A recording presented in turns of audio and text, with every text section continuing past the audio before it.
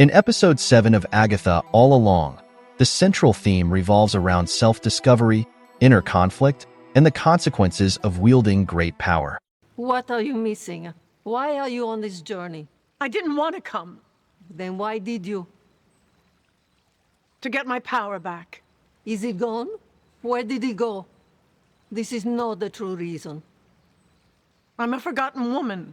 Then remember yourself. The episode opens with Billy and Agatha walking down the Witch's Road, engaging in an awkward but meaningful conversation reminiscent of Aaron Sorkin-style dialogue. Billy is frustrated with Agatha, feeling like she's dodging his questions, especially when it comes to Wanda's fate. Agatha's reluctance to provide clear answers hints at a deeper uncertainty in her character. She's not as all-knowing or as in control as she seems. This sets up a recurring theme in the episode: the limits of knowledge and the ambiguity of power. Agatha admits she doesn't know if Wanda is truly dead, despite having seen her body, which plants seeds of doubt in Billy's mind about how reliable any of the witch's knowledge really is. As they reach the castle, the tone shifts. The costume change for Billy and Agatha is more than just a visual spectacle. It symbolizes their evolving roles. Agatha is now literally dressed as the Wicked Witch of the West, a character she supposedly inspired. This serves as a playful nod to her darker, more manipulative side. Billy, on the other hand, transforms into Maleficent, embodying a powerful but conflicted figure. This transformation emphasizes Billy's growing awareness of his own powers and his struggle to come to terms with them. The tarot table they encounter in the castle is a critical moment in the episode. Billy, eager to prove himself, tries to interpret the cards, but it quickly becomes apparent that he's not experienced enough to handle this challenge. The falling swords from the ceiling are a physical manifestation of the danger they're in, but they also symbolize the weight of expectations and the looming consequences of their actions.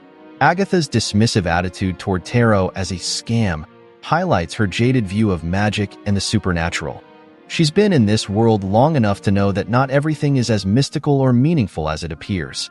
Yet, despite her skepticism, they're both trapped by the magic they can't fully control, reinforcing the episode's message that even seasoned witches are vulnerable to the forces they wield. While Billy and Agatha are grappling with their trial in the castle, Lilia and Jin are on a parallel journey in the cave. Lilia's mental state becomes a central focus as she experiences time out of sequence and struggles to maintain a clear sense of reality. Her erratic behavior, such as forgetting things she just said or did, is more than just a symptom of aging or confusion. It's tied to her deep connection to time and magic.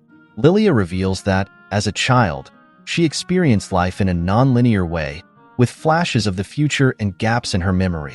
This sets her apart from the other characters, as she's more in tune with the cosmic forces at play, yet also more disconnected from the present.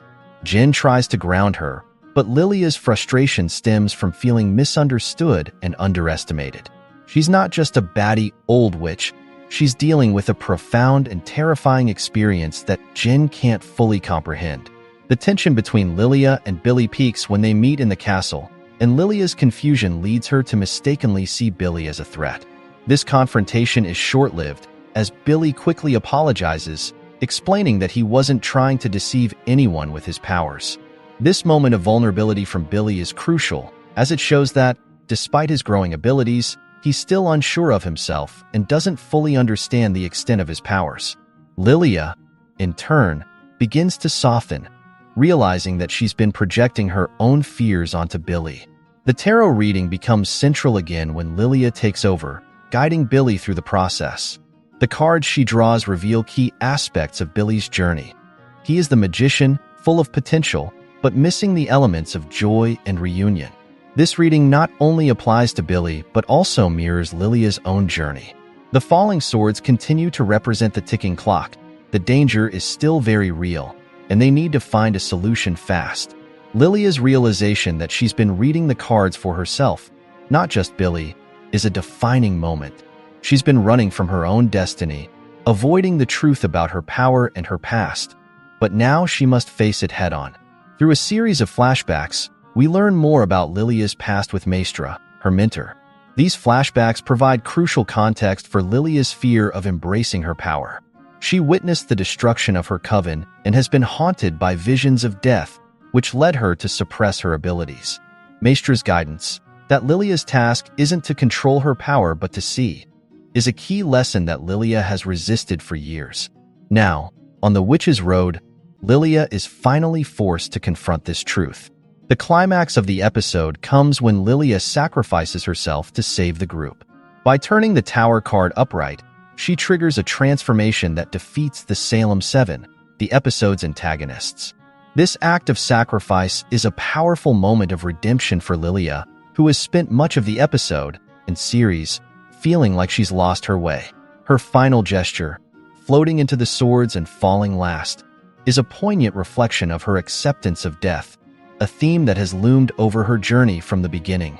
The flashback to her first lesson with Maestra adds emotional weight to this moment, reminding us of the innocent, hopeful young witch Lilia once was, and how far she's come since then.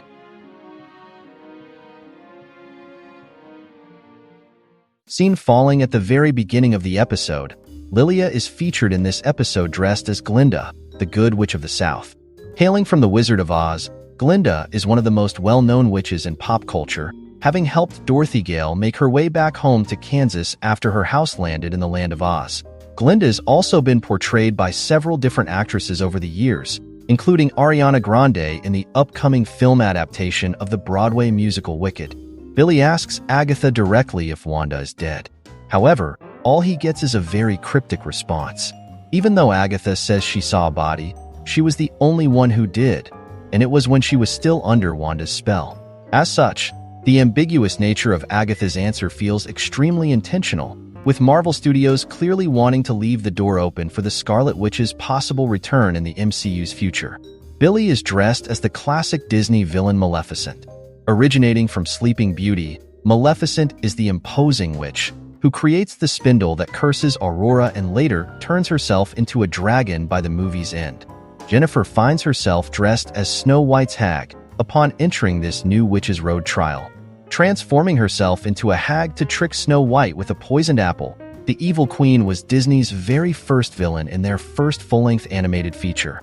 As Lilia struggles to orient herself within her own personal timeline, Agatha refers to the divination witch as Dory. This is undoubtedly a reference to the animated Blue Tang voiced by Ellen DeGeneres in Finding Nemo and Finding Dory. As seen in both Pixar movies, Dory suffers from short-term memory loss, hence Agatha's name-calling, as Lilia attempts to remember things out of sequence. During Billy's reading, Lilia foresees an imminent reunion for him. Naturally, Billy hopes that this reunion will be with his twin brother Tommy, the entire reason for his journey down the road. However, it's also possible that it could be someone else, such as Wanda or even Vision. During an earlier trial when Billy was near death in Agatha All Along Episode 4, Lilia can be heard saying death comes for us all. Now, Agatha All Along Episode 7 reveals that this phrase originated from Lilia's original coven in Sicily before they all died from fever, as was foreseen by Lilia. At the end of the episode, Lilia discovers that Rio Vidal is none other than the embodiment of death herself. Revealed to be the original Green Witch, the episode pays off multiple previous clues that were seeded throughout the show that Rio is indeed death, and that Agatha knew who she was the entire time. Fittingly, Jim Croce's Time in a Bottle plays during the credits. However, this isn't the first time this song has been featured in Marvel superhero media, and it's hard not to think of its prominent use during Quicksilver's super speed sequence in X-Men Days of Future Past. Make sure to like and subscribe if you enjoyed this video, and I will see you in the next one.